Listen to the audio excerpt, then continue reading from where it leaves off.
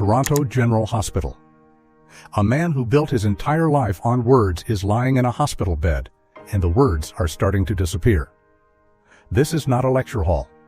There is no audience, no standing ovation, no microphone clipped to his jacket, no debate opponent across the table, no viral clip waiting to be cut into 10 million views. Just a body that will not calm down, a nervous system that feels like it has turned against him, a mind that once moved faster than most people could follow, now trapped inside waves of pain, panic, sleeplessness, and uncontrollable restlessness. The man in that bed is Jordan Peterson, and for years millions of people had watched him speak about order, discipline, responsibility, suffering, meaning, and how to stand up straight when life collapses around you. But now life was asking him a question no lecture could answer. What happens when the man who teaches people how to control chaos loses control of his own body? And the disturbing part is this: the hospital was not the beginning of the collapse. It was the end of a chain reaction. A daughter's illness, a wife's cancer diagnosis, a medication that was supposed to help, a withdrawal that turned into a nightmare, a desperate flight across the world, a medically induced coma, pneumonia, months of recovery. And then, years later, another health crisis that made even his family describe the situation as catastrophic. So this is not the simple story of a controversial professor who became famous. It is not just the story of Bill C-16. It is not just the story of 12 rules for life. It is not just the story of the man young men found on YouTube when they felt lost. This is the story of control. Who has it? Who loses it? Who pretends to have it? And what remains of a person when the one thing they were known for is taken away from them. Because before Jordan Peterson became one of the most polarizing public intellectuals in the world, before he was praised like a guide by some and attacked like a danger by others, before the arenas, the protests, the headlines, the interviews, and the endless online wars, he was just a boy in northern Alberta asking questions that were too big for the room he was in. Jordan Peterson was born in Edmonton, Alberta in 1962 and raised in Fairview, a small town in the north of the province. The kind of place where the winters are long, the sky feels enormous, and the world does not always reward a child for thinking too deeply. Peterson was not drawn to small questions. He was drawn to the ones most people avoid because they are too heavy to carry around every day. Why do people believe what they believe? Why do societies collapse into ideology? Why do ordinary people become dangerous under the wrong story? Why does suffering exist? Why does meaning matter? And why do human beings need order so badly, even while they are pulled toward chaos? Those questions became the engine of his life. He studied political science and psychology at the University of Alberta, then earned a PhD in clinical psychology at McGill University in Montreal. From the outside, his path looked respectable, serious, academic. Harvard in the 1990s. Then the University of Toronto. Research, teaching, clinical work. A professor's office, a lecture hall, a career that could have remained important, but quiet. And for a long time, that is exactly what it was. Picture Peterson in a university classroom before the world knew his name. No sold-out theater, no security outside. No young men waiting after the talk to tell him his book stopped them from giving up. Just students sitting in rows, maybe half listening, maybe checking the clock, while their professor moves from personality psychology to mythology, from Dostoevsky to the Bible, from totalitarianism to childhood development, from Jung to addiction to responsibility. It was dense, unusual, sometimes brilliant, sometimes overwhelming, but it was his. He was not trying to become a celebrity. He was trying to build a map. That is what his first major book, Maps of Meaning, was about. Belief, mythology, ideology, evil, and the strange structures people use to make sense of existence. But here's the first hidden tension in this story. Before Peterson became a public symbol of order, his private life had already been shaped by chaos. His daughter, Mikhaila, suffered from severe juvenile arthritis as a child. This was not a small family problem. It was years of pain, uncertainty, medical intervention, and fear. The public later discovered Jordan Peterson as a man giving rules. But inside his own home, long before fame, his family had already learned that life does not obey rules just because you need it to. That matters. Because it means Peterson's obsession with suffering was not just theoretical. It was not just an academic interest. It was in the house, at the table, in hospital rooms, in conversations between parents who cannot fix what their child is going through. And that quiet suffering became part of the emotional foundation underneath everything he later said publicly. Then came 2016, the year Jordan Peterson stopped being just a professor. Canada was debating Bill C-16, legislation connected to gender identity and gender expression protections. Peterson released videos objecting to the bill, arguing that it raised compelled speech concerns. Supporters of the bill, many legal scholars, and critics pushed back, arguing that he was misreading the law and that the legislation extended anti-discrimination protections rather than criminalizing ordinary mistakes over language. That disagreement exploded. And the reason it exploded was not only the law, it was the timing.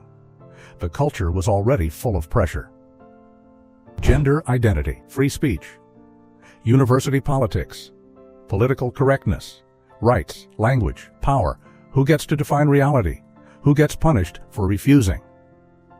Peterson walked directly into the center of that storm, and from that moment his life no longer belonged only to him. This is the first major reversal. A university professor who had spent decades talking to students suddenly became a global symbol. To supporters, he was a man brave enough to say what others were afraid to say. To critics, he was a dangerous figure whose arguments gave intellectual cover to reactionary politics. To some young men, he became a lifeline. To many activists, he became a threat. To the internet, he became fuel. And the algorithm did what the algorithm does. It found conflict. It found emotion. It found a man who could speak in long, intense, psychologically loaded sentences, and it pushed him into millions of screens. His old lectures found new life online. The biblical series, the personality lectures, the clips about responsibility, the emotional moments where he talked about young men writing to him. Suddenly, Jordan Peterson was not speaking to one classroom. He was speaking to the world. Then came 12 Rules for Life. A self-help book, but not the usual kind. It was not soft. It was not simple. It did not sound like a motivational speaker telling people they were perfect as they were. It told people to clean their room, tell the truth, stand up straight, take responsibility, aim at something. Stop blaming the world before fixing what you can fix. And whether people loved it or hated it, it hit a nerve. The book became a global success. The tour filled theaters, then larger theaters, then arenas. And suddenly, a clinical psychologist from Canada was walking onto stages like a rock star of responsibility. But this is where the story becomes dangerous. Because public success can hide private collapse. From the outside, Peterson looked like a man ascending. Book sales, interviews, debates, millions of views. Sold-out rooms, fans waiting in line, critics writing essays, media outlets calling. Every sentence becoming content, every disagreement becoming a war. But behind the stage lights, there was a body and a family absorbing the cost. His wife, Tammy, was diagnosed with cancer. For any husband, that would be terrifying. For a man already familiar with family illness, it was another descent into the same dark place. Peterson has said that during this period, his medication situation changed, and he developed a severe dependency on benzodiazepines. This is where the public image and the private reality violently split apart. The world saw the professor of order. His family saw a man fighting a body that would not obey him. The world saw confidence. His family saw fear. The world saw sharp answers. His family saw a nervous system falling into chaos. And the central irony is almost unbearable. The man who told millions to put their house in order was watching his own house become a hospital. The man who spoke about discipline was facing something discipline could not simply conquer. The man who taught people how to carry suffering was being crushed by suffering so extreme that ordinary language almost fails to describe it. Withdrawal from benzodiazepines can be brutal. Peterson and his family have described symptoms involving severe distress, inability to sleep, neurological agitation, and a condition connected to akathisia, a state of inner restlessness that sufferers often describe as torment. Think about that word, restlessness. It sounds almost harmless until you understand what it means. Not boredom, not impatience, not being a little uneasy, a body that cannot settle, a mind trapped in alarm, a constant internal emergency, no comfortable position, no reliable escape, no clean line between physical suffering and psychological terror. And now imagine that happening to a man whose public identity was built on speech, reason, control, and order. He could win arguments, he could fill theaters, he could explain mythology for 3 hours, but he could not simply argue his nervous system back into peace. That is the real crisis. Not reputation, not controversy. Helplessness, his family tried to find treatment. Canada, the United States. Different approaches, different doctors, different hopes. But nothing seemed to work enough. Eventually, they pursued treatment in Russia, where Peterson was placed into a medically induced coma as part of an extreme medical intervention. That sentence alone sounds unreal. A man famous for consciousness, for thought, speech, interpretation, debate had to be taken out of consciousness because consciousness itself had become unbearable. No audience could help him there. No fan could clap him out of it. No critic could make it worse. The battlefield had moved somewhere deeper. Into the body. Into the nervous system. Into the fragile machinery that makes a person feel like themselves. And when he came out, the story was not immediately triumphant. There was pneumonia.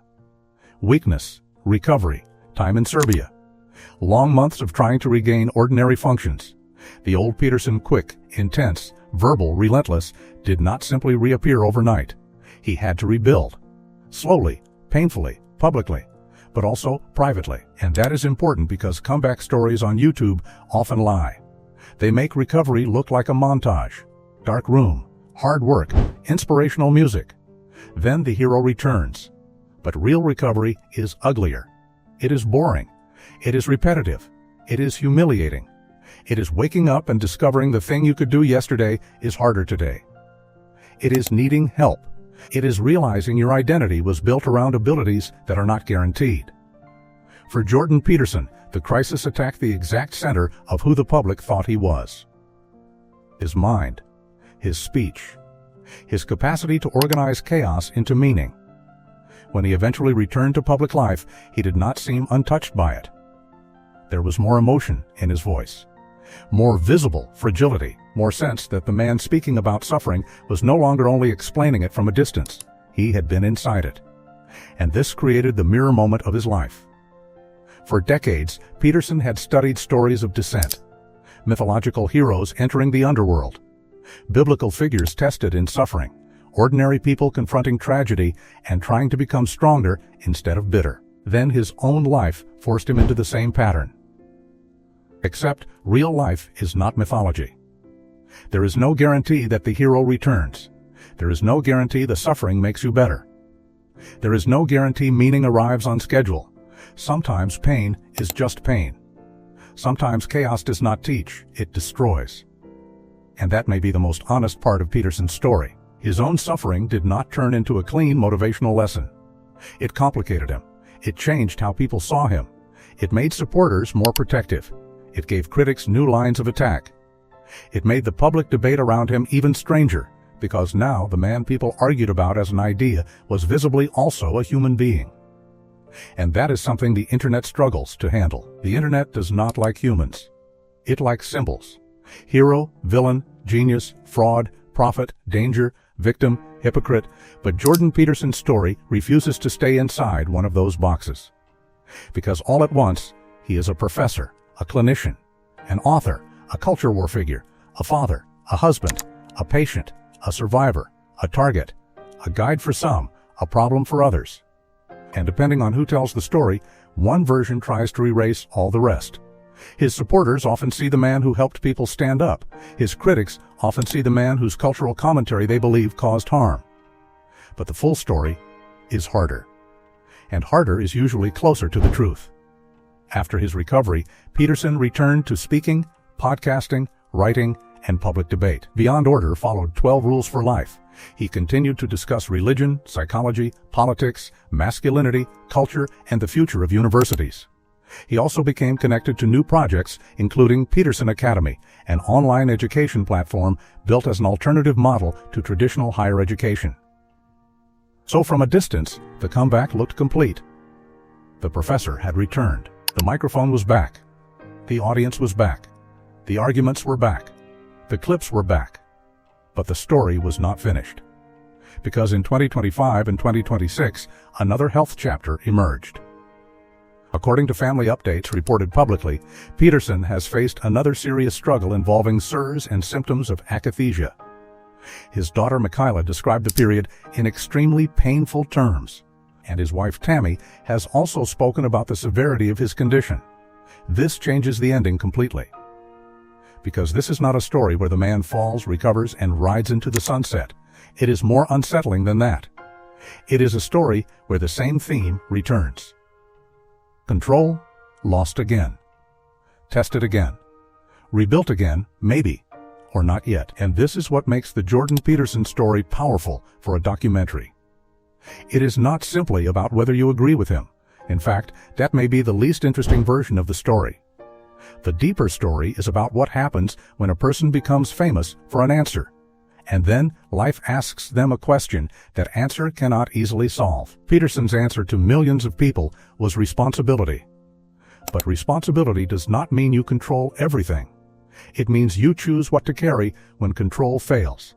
That is a much darker idea. And maybe a more honest one. Because there are problems you cannot fix by cleaning your room. There are illnesses you cannot debate. There are family crises you cannot intellectualize away. There are mornings where the body does not care how articulate you are. There are nights where meaning feels very far away. And yet, the question remains, what do you do then? That question is why people continue to watch him even when they disagree with him. Because his life has become a living contradiction. The man of order pulled into chaos. The public intellectual made physically vulnerable. The speaker forced into silence. The teacher of responsibility dependent on the responsibility of his family. The critic of victimhood placed in circumstances where suffering was undeniable. That contradiction is the story. And it is also the reason he became such a powerful figure in the first place. Peterson did not rise because he was calm. He rose because he spoke to people who were not calm. People who felt lost. Young men with no structure. Students who felt crushed by ideology. Parents worried about their children. People who sensed that modern life had given them freedom but no direction. He gave them rules. And in a culture suspicious of rules, that felt almost rebellious. But rules are easiest to admire when you are standing outside the fire. The real test is what happens when the fire reaches you. Jordan Peterson's life became that test. And his answer, whether you admire it or criticize it, was not to vanish completely. He returned when he could. He spoke when he could. He built when he could. And when he could not, his family spoke around the silence. That is not a clean victory. But it is human. Maybe that is the final thing worth understanding. Jordan Peterson's story is not powerful because he always had control. It is powerful because he did not. And for a man whose entire public identity became tied to order, the loss of control became the most revealing chapter of all. Before the fame, he studied chaos. After the fame, he lived it. Before the world knew him, he told students that suffering was unavoidable. After the world knew him, suffering came for his family, his body, his mind, and his reputation. Before the arenas, he taught people to stand up straight. After the hospital, standing itself was no longer simple. That is the image the viewer should not forget. Not the debate stage, not the viral interview, not the book cover.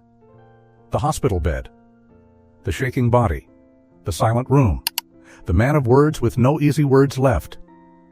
Because that is where the mask falls away. And underneath the controversy, underneath the fame, underneath the arguments about politics and culture and language, there is a more frightening question. How much of who we are depends on the body allowing us to be that person. If your voice was taken, would you still be you? If your mind would not settle, would your philosophy survive? If your public identity collapsed, would your private life be strong enough to hold you? Jordan Peterson's life does not answer those questions neatly. It leaves them open. And that is why the story stays with people, because every person watching has their own version of chaos waiting somewhere. Maybe it is illness, maybe grief, maybe humiliation, maybe addiction, maybe failure, maybe a family crisis nobody online will ever see. And when that moment comes, the question will not be whether you sounded strong when life was easy.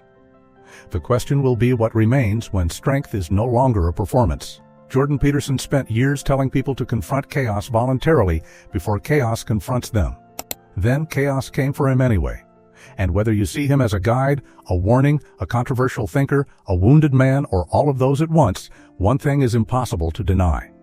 His story became the very thing he spent his life studying. Order, chaos, meaning, suffering, responsibility, the fall, the return. And now, perhaps, another descent. The man who taught millions to clean their rooms had to face a room no one could clean for him. A hospital room, a recovery room, a room inside his own nervous system. And the story is not finished.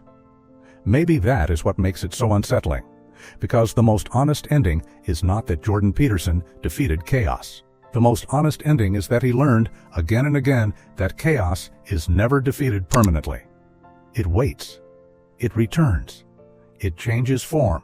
And every time it comes back, the human being has to decide whether to collapse completely or reach, however slowly, for one more piece of order. That is the real Jordan Peterson story. Not the clips. Not the arguments. Not the headlines. The battle between the man who preached control and the life that kept taking it away. And maybe, in the end, the lesson is not control your life. Maybe the lesson is darker. Control what you can. Tell the truth when you can. Stand when you can. And when you cannot stand, hope there are people near you who will carry you until you can try again. Because even the man who taught order needed help when chaos arrived. And that is the part no viral clip can fully explain.